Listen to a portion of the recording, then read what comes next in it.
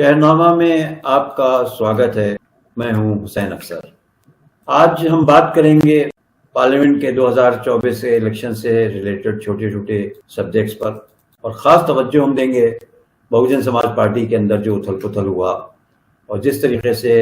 BSP supremo Mayawati ने अपने भतीजे आकाश आनंद को अलग थलग कर दिया, और ये भी देखेंगे कि उसके बाद क्या हालात पैदा हुए हैं। हमारे साथ सीनियर जर्नलिस्ट प्रदीप कपूर साहब हैं। प्रदीप कपूर साहब, आपका बहुत बहुत खैर मकदम स्वागत। प्रदीप कपूर साहब, ये बताइए कि ये जो हालात पैदा हो गए हैं, एक तो इलेक्शन के 3 चरण हो चुके हैं और उन 3 चरणों में क्या पॉलिटिकल असेसमेंट है आपका कि क्या हुआ है और क्या होगा और क्या होने वाला है? देखिए हुसैन अफसर साहब, ये जो 3 चरण हुए हैं उसमें अगर आप यूपी की बात करें तो वेस्टर्न यूपी और उसके बाद सेंट्रल यूपी, तो इसमें काफी कुछ, एक तो खासतौर से वेस्टर्न यूपी में जो आरएलडी है उसका पूरा का पूरा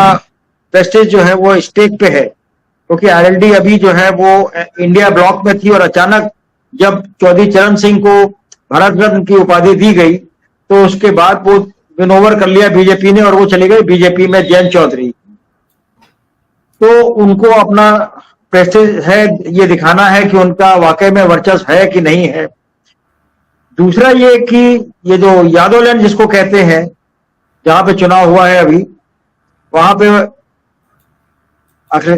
समाजवादी पार्टी के राष्ट्रीय अध्यक्ष अखिलेश यादव की और उनके परिवार की प्रतिष्ठा दांव पे लगी है।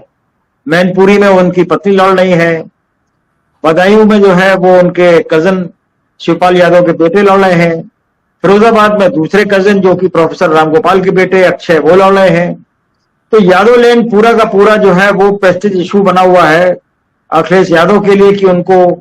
ये प्रूव करना है कि उनका जो पीडीए है, पिछड़ा दलित और अल्पसंख्यक, वो मजबूत है, क्योंकि वो इसी प्लैंक पे लड़ रहे। और रही बात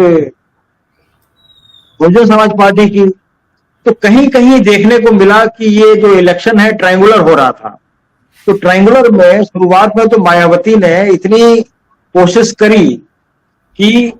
वेस्टर्न यूपी में जब उन्होंने अपना कैंपेन शुरू करी तो चौधरी चरण सिंह की भी जो है वो क्या कहते हैं फोटोग्राफ लगाई गई साथ में मान्यवर कांशीराम और सीआर अम्बेडकर के साथ,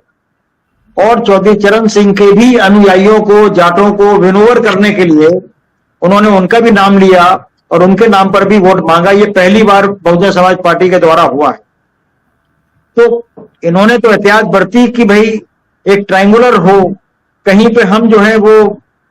समाजवादी पार्टी को हराएं तो कहीं बीजेपी को हराएं, कुछ अपना वर्चस्व बनाएं, क्योंकि जो हालात हो गए थे बहुजन समाज पार्टी के कि जो 1984 में पार्टी का गठन हुआ हो और उसके बाद 3 बार मायावती जी बीजेपी की मदद से मुख्यमंत्री बनी हो और 2007 में अपने अकेले दम पर सोशल इंजीनियरिंग के बदौलत बनी हो, वो पार्टी 2014 में एक भी सीट लोकसभा में नहीं पाती है।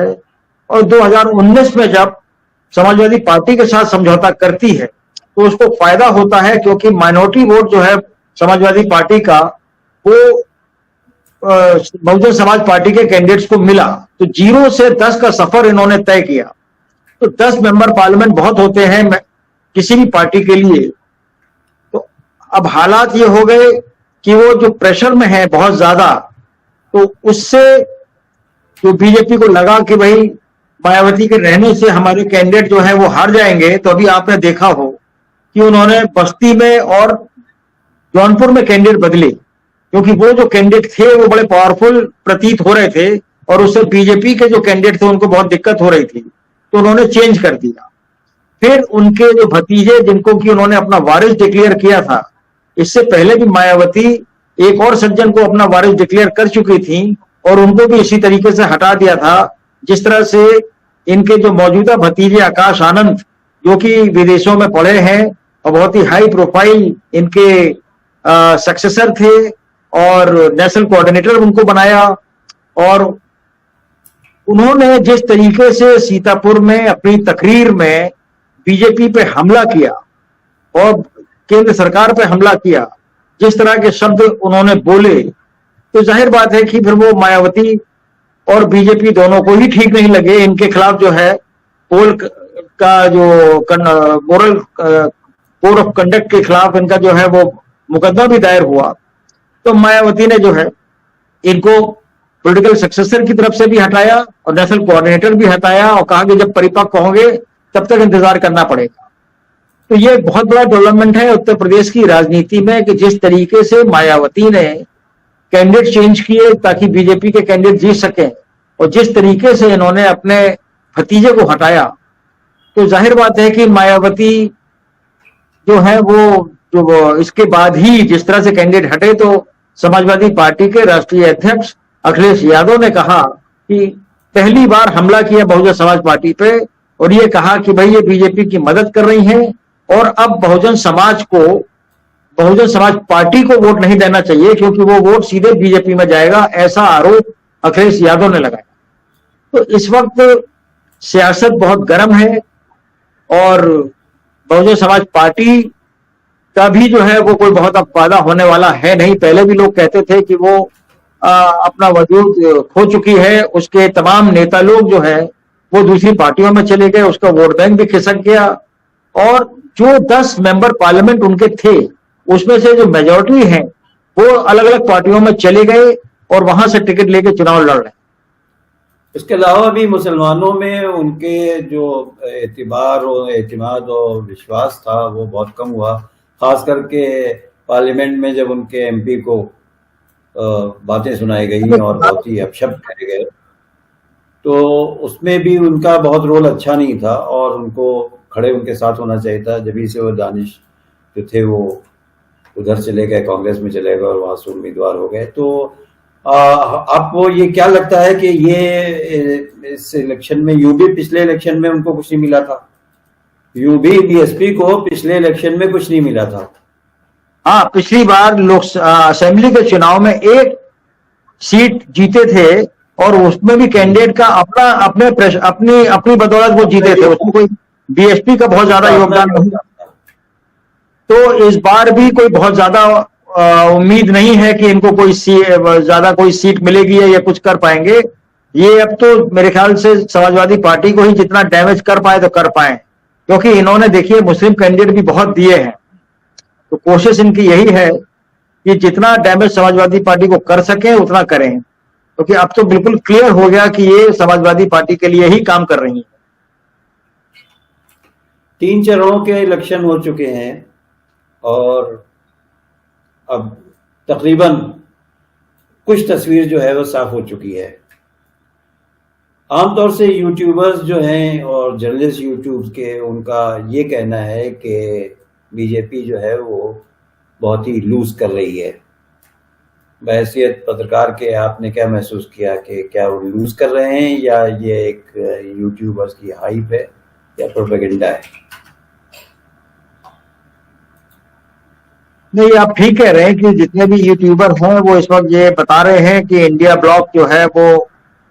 उसकी एज है और भारतीय जनता पार्टी की सीटें जो पिछली बार उनको 62 मिले थे उससे कम हो रही है। और उसमें जो बातें बताई जा रही हैं वो ये है कि अनएम्प्लॉयमेंट, महंगाई और वो ये तमाम इश्यूज जो है वो बड़े हो गए हैं। लेकिन हम लोगों को ये भी देखना पड़ेगा कि जो एक लाभार्थी का बहुत बड़ा सेक्शन है जिसको कि राशन मिलता है, वो कितना जो है वो बीजेपी को वोट करता है। क्योंकि पहले हम लोगों ने जो पिछले चुनाव हुए हैं उसमें देखा कि लाभार्थी का एक बहुत बड़ा सेक्शन वो बीजेपी को दे रहा है, क्योंकि उनको लगता है कि भाई कुछ हो या ना हो राशन तो मिल ही रहा है और गवर्नमेंट ऑफ इंडिया की जो तमाम स्कीम्स हैं उससे भी उनको खाते में पैसे आए। तो ये एक बहुत बड़ा सेगमेंट है, उसको नजरअंदाज नहीं करना चाहिए। जब भी कोई भी एनालिसिस करे इलेक्शन की तो उसमें ये एक बहुत बड़ा सेगमेंट है, क्योंकि हम लोग 2022 में जब गांव में और इधर उधर घूमते थे तो लोग प्रॉब्लम्स तो बताते थे, लेकिन हमने ये देखा कि रिजल्ट क्या आया। तो ये एक लाभार्थी वाला जो बहुत बड़ा सेगमेंट है वो बीजेपी के पक्ष में जाता है। नहीं, उसके साथ ही साथ ये जो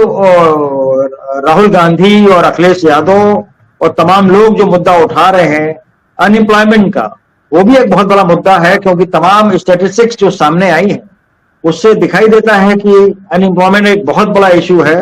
और हर घर में जो है बेकार लोग बैठे हुए हैं, उनको अपना भविष्य भी देखना पड़ेगा कि वो किस तरीके से क्या होगा। अब ये कोई जरूरी नहीं कि अगले आने वाली सरकार जो है वो सबको नौकरियां दे ही देगी या सरकार नौकरियां मिल ही जाएंगी, लेकिन परेशानी तो है। तो परेशानी अनएम्प्लॉयमेंट की भी है और परेशानी महंगाई की भी है। पिछले 5 दिन में पॉलिटिकल हालात बहुत तेजी से चेंज हुए हैं। उसमें एक सबसे बड़ा फैक्टर जो है वो राहुल गांधी का रायबरेली से खड़ा होना है और प्रियंका गांधी का कैंपेनिंग करना।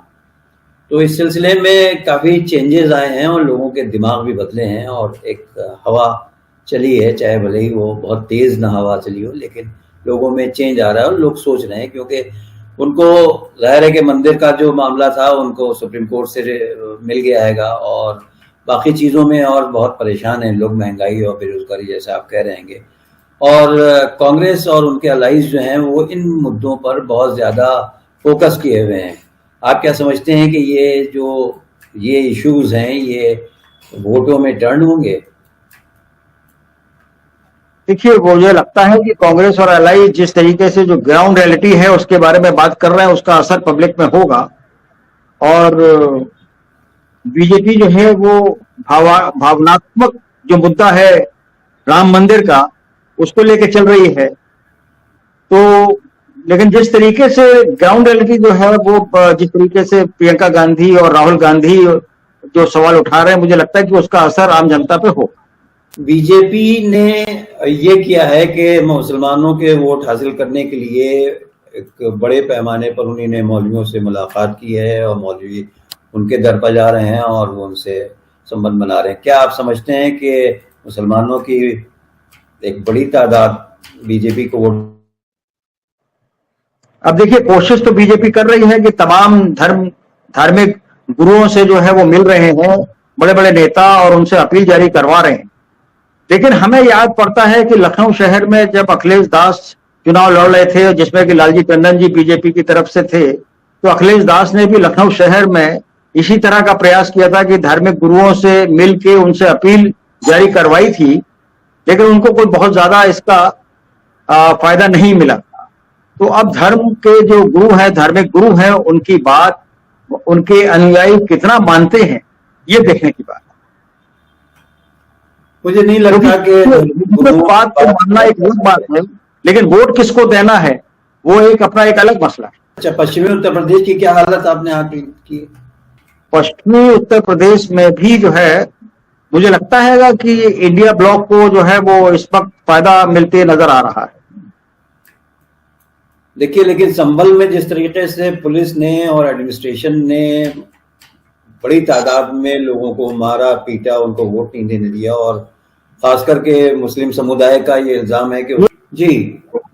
मैं ये अर्ज कर रहा था कि क्या ये पश्चिमी उत्तर प्रदेश में भी जिस तरीके से मुसलमानों के वोटों का ध्रुवीकरण होना चाहिए, क्या हो पाएगा? ऐसा शक लगता है, क्योंकि अगर वोट डालने ही नहीं दिया जाएगा तो वो क्या करेंगे? संभल में बुरी तरह से लोगों को मारा गया, औरतों को मर्दों को वोट नहीं डालने दिया, उनके आधार कार्ड फाड़े गए, उनकी पर्चियां फाड़ी गई, और बड़े पैमाने पर जो सोशल मीडिया में वीडियो शेयर किए गए हैं उसमें यही है कि लोगों को दौड़ाया जा रहा है सड़कों पर और पुलिस बेइंतहा तरीके से उनको मार रही है, पीट रही है, गालियां दे रही है। अब इन हालात में जो सेकुलर वोट्स हैं वो क्या सेकुलर उम्मीदवारों को या इंडिया अलायंस को वोट दे सकेंगे? ये क्या होगा ये बताएंगे प्रदीप कपूर साहब कि ये कहाँ जाके बैठेगा मामला, किस तरीके से ये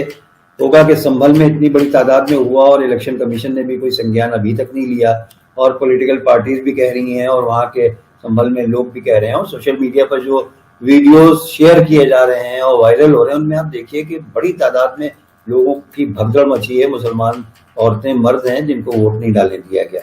तो क्या ये बहुत चिंता का विषय है कि इलेक्शन कमीशन को जिस तरीके से अपना काम करना चाहिए वो नहीं कर रही है, और इस तरह की जो शिकायतें आ रही हैं कि लोगों को वोट नहीं दिए जा रहा है, ये जिम्मेदारी तो पॉलिटिकल ये इलेक्शन कमीशन की है।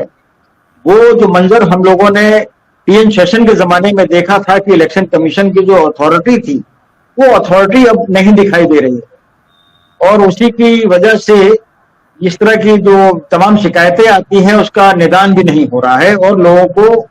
जो इलेक्शन के प्रोसेस पे विश्वसनीयता जो है वो क्वेश्चनेबल हो जाती है। आमतौर से इलेक्शन कमीशन पर भी लोगों का एतबार नहीं है, क्योंकि जिस तरीके से कंप्लेंट्स का वो कंप्लायंस नहीं करते हैं और उसका कोई सोल्यूशन नहीं देते हैं, तो इस इलेक्शन कमीशन पर भी बहुत लोगों को एतबार नहीं है और सब राम भरोसे चल रहा है। अब जाहिर है कि इलेक्शन कमीशन भी इन्हीं लोगों के जो सत्तारूढ़ पार्टियां हैं यही चुनती हैंगी, और वो अपनी पसंद के लोग लाती हैंगी जिनके ऊपर प्रश्न चिन्ह है। बहरहाल ये कि ये सब चीज़ें होने के बावजूद भी मीडिया का एक बहुत बड़ा तबका जो है, इसको आमतौर से सरकारी मीडिया कहा जाता है, जिसको गोदी मीडिया कहा जाता है, वो पूरी तरह से सरकार को बनाने और विपक्ष को जलील करने और करने में लगा हुआ है। लेकिन यूट्यूबर्स की एक बड़ी तादाद जो है वो अब सामने है, और गोदी मीडिया जो है वो पूरी तरह से इफेक्टिव हो रही रहा है, लेकिन वो पूरी कोशिश कर रहे हैं कि यूट्यूब जो है वो सबसे ज्यादा पॉपुलर हो गया है, जिसको जो पसंद आता है वो यूट्यूब देखता है, और आपसी बातचीत में भी अब कोई नेशनल चैनल्स के बारे में कम बात करते हैं, और यूट्यूब में जो दिखाया जा रहा है उसके बारे में ज्यादा चर्चा होती है, उनकी क्रेडिबिलिटी ज्यादा बेहतर। ये मेन स्ट्रीम के जो अखबार हैं उनका भी वही हाल है कि वो सिवाय ये कि एस्टेब्लिशमेंट की तारीफें करने के या जो अपोजिशन पार्टी हैं उनको स्लैम करने के, और दूसरा उनके पास कोई काम नहीं है, यानी जैसे लगता है कि उनको लगाया गया इसी काम के लिए, तो अखबारों पर से भी लोगों का एतबार घट रहा है और सोशल मीडिया की तरफ लोग बढ़ रहे हैं। आपका बहुत बहुत शुक्रिया कि आपने वक्त निकाला और हमने थोड़ी सी बात की है कि, और फिर मौका मिलेगा तो फिर आइंदा बात करेंगे। बहुत बहुत शुक्रिया हसन साहब कि आपने जो है इतने इम्पोर्टेंट इशू पर मेरे को बातचीत करने के लिए बुलाया। बहुत बहुत शुक्रिया। बहुत बहुत शुक्रिया आपका भी।